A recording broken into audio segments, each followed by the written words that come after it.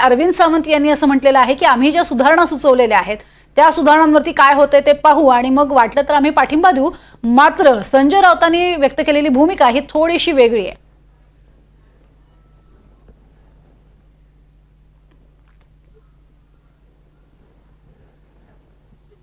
जे सांगतील जो निरोप संजय राऊतांना येईल ती भूमिका ठाकरे गटाची भूमिका आहे। त्यामुळे खासदारांच्या वैयक्तिक मताला त्या ठिकाणी कुणीही विचारलं जात नाही। त्यांनी हिंदुत्व विसरलेले आहेत, बाळासाहेबांची भूमिका विसरलेली आहे। जो वक्फ कायदा रद्द व्हावा हा कसला कायदा आहे ज्या राज्यघटनेमध्ये ज्याचा अंतर्भाव नाहीये, ज्याचा उल्लेख नाहीये, असा कायदा कशा करता ठेवला ही बाळासाहेबांची भूमिका होती। या उलट या वक्फच्या सुधारणा विधेयकाला, कायद्याला तर सोडा, सुधारणा विधेयकाला आज ठाकरे गट विरोध करते। केवळ राहुल गांधी यांचं मंडलिकत्व, यांची लाचारी, काँग्रेस बरोबर सत्तेकरता खुर्चीकरता केलेली जी काही हात मिळवणे त्याकरता यांची भूमिका विसरलेली आहे। अरविंद सावंत असंही म्हणालेले होते यामध्ये की विभाजित होऊ नये, देशाचं विभाजन होऊ नये एवढीच आमची भूमिका आहे। आणि खरंच अशा विधेयकाच्या माध्यमातून किंवा सुधारणेच्या माध्यमातून अशी वक्तव्य समोर येत आहेत। तुम्ही ज्या पद्धतीनं बाळासाहेबांचे विचार विसरलेत असं वारंवार म्हणता, खरंच ते विचार विसरलेत का? आणि मुळात राऊतांचं असं मत आहे की हिंदुत्वाचा आणि वक्फ बोर्डाचा संबंधच काय? बघा, अरविंद सावंत, संजय राऊत हे जे काही म्हणतात, मुळात वक्फ कायदा हा रद्द केला जात नाहीये। वक्फ बोर्डाचे अधिकार कुठेही कमी केले जात नाहीये। वक्फ ट्रिब्युनल आहे ते तशाच पद्धतीने ठेवलं जात आहे, परंतु त्यामध्ये काही थोड्याफार ज्या अटी आहेत, 5-6 अटी आहेत, त्याच्यामध्ये थोडाफार बदल केला जात आहे। ते म्हणजे या वक्फ मध्ये जे काही मुस्लिम वेगवेगळे समाज आहेत, वेगवेगळे पंथ आहेत, त्यांच्या 70 ते 80% जमिनी आहेत।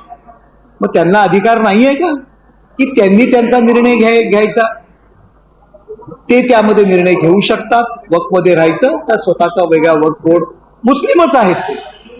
महिलेला स्थान दिलेलं आहे। मुस्लिम महिला, आपण सगळीकडे स्त्री पुरुष समानतेच्या गोष्टी करतो आणि त्या वक्फ कमिटीमध्ये जर एखादी महिला त्या समाजाची असेल तर ते चुकीचं आहे। जागा जमीन या संदर्भात हे वाद असतात। या संदर्भातला निर्णय घेणारा माणूस जर कलेक्टर असेल त्यालाच अधिकार आहे। त्याचा जर अंतर्भाव आपण त्यात केला तर काय चुकीचं आहे? एखादी प्रॉपर्टी वक्फ म्हणून घोषित केली, एका रात्रीत तुम्ही कुठेतरी येता, एखादं गाव सांगितलं जातं, शेत जमीन सांगितली जाते, एखादा देऊळ असेल, एखादा किल्ला असेल, ज्या गोष्टी ASI च्या अंडर आहेत, देशाच्या पुरातत्व खात्याच्या अंडर आहेत, त्या ठिकाणी सुद्धा तुम्ही दावा करता आणि ही जमीन आमची आहे। मग लोकांनी, गरीब माणसांनी, जो शोषित आहे त्यांनी न्याय कोणाकडे मागायचा आहे? देशाच्या घटनेमध्ये कोर्टाकडे मागण्याचा। जर कोर्टामध्ये त्याला 90 दिवसाच्या आत जाण्याचा जर ही अट टाकली तर ही देशाच्या विरोधात आहे का? नागरिकांच्या विरोधात आहे। माझं संजय राऊत, अरविंद सावंत यांना जाहीरपणे सांगणं आहे की जे काही अमेंडमेंट आम्ही करतोय त्या अमेंडमेंट तुम्ही मीडिया समोर सांगा आणि हे चुकीचे आहेत प्रत्येक अमेंडमेंट हे तुम्ही जाहीर करा ना। वक्फ बोर्ड, मुस्लिम, हिंदू, मुस्लिम काय संबंध आहे?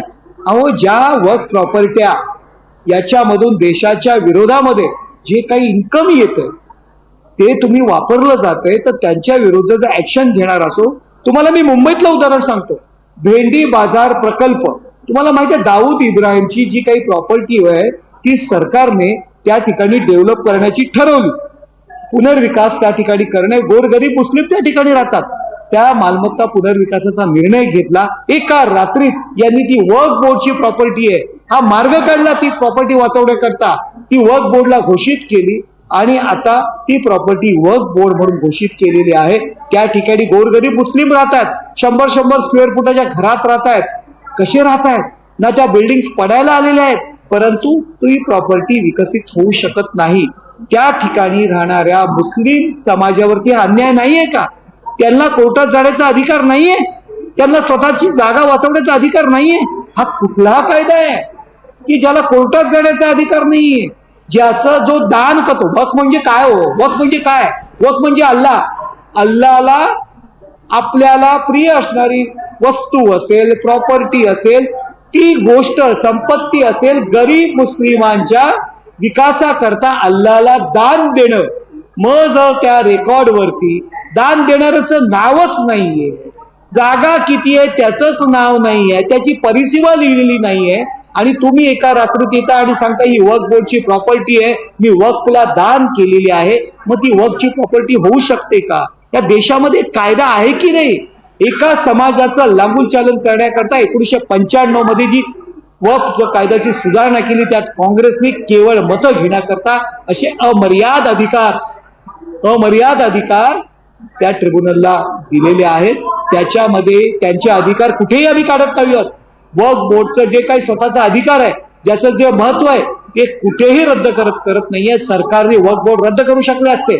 अहो, या देशामध्ये सैन्याच्या, रेल्वेपेक्षा जास्त जमिनी वक्फ बोर्डाच्या मालकीच्या कधी आल्या, कुठे आल्या?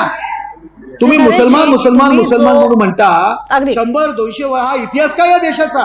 ही जागा, ही जमिनी त्या मुसलमानांच्या होत्या. नरेशजी, तुम्ही जो उल्लेख करताय, तुम्ही आता जो उल्लेख केला की जमिनी लाटल्या गेल्या, हा जो तुमचा उल्लेख आहे, अगदी त्याच तशा स्वरूपाचा एक आरोप जो आहे तो संजय राऊतही करतायत. त्यांचं असं म्हणणं आहे की ज्या पद्धतीनं अयोध्येमध्ये जागा लाटली गेली ते काय होतं, हा सवाल त्यांनी केलेला आहे. तुम्हीही जागा लाटलेल्या आहेत अशा स्वरूपाचा त्यांचा आरोप आहे.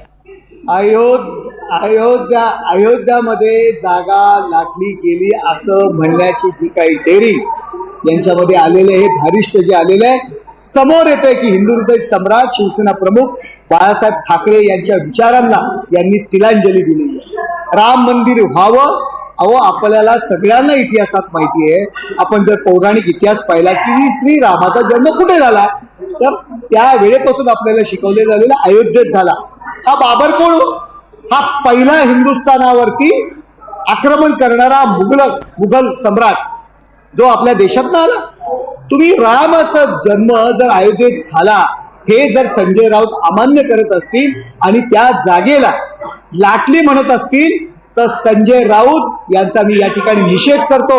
संजय राऊत यांना हिंदू म्हणून घेण्यात त्यांनी त्यांची सुनता करावी, हे मी त्यांना जाहीरपणे या ठिकाणी सांगतो. हिंदू म्हणून घेण्यास ते पात्रतेचे नाहीत. उद्याच्या उद्या त्यांनी जाऊन सुनता करावी, आणखी मुस्लिम समाज त्यांना डोक्यावर घेईल. नरेशजी, खूप खूप धन्यवाद आमच्याशी संवाद साधलात त्यासाठी. आणि अर्थातच या विधेयकासंदर्भात आता साधक बाधक चर्चा जी आहे ती लोकसभेत होईल अशी आशा आहे. आणि अर्थातच प्रत्येकाचे अधिकार हे अबाधित ठेवण्याचा जो भारताचा प्रयत्न आहे तोही कायम राहील अशी आशा आहे. तुर्तास धन्यवाद आमच्याशी चर्चा केली त्यासाठी.